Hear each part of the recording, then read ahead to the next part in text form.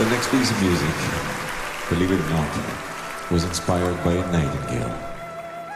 I often listen to nature because I learn balance from listening to nature.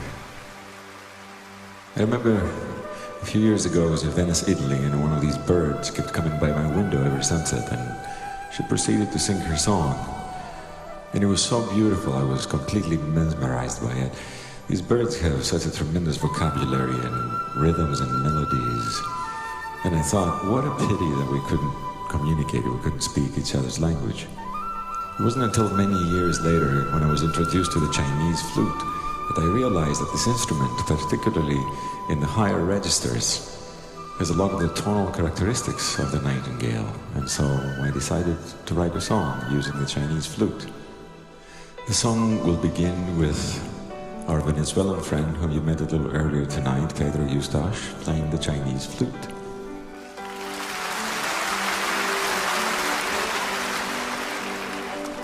It's called Nightingale, and I'd like to dedicate it to you.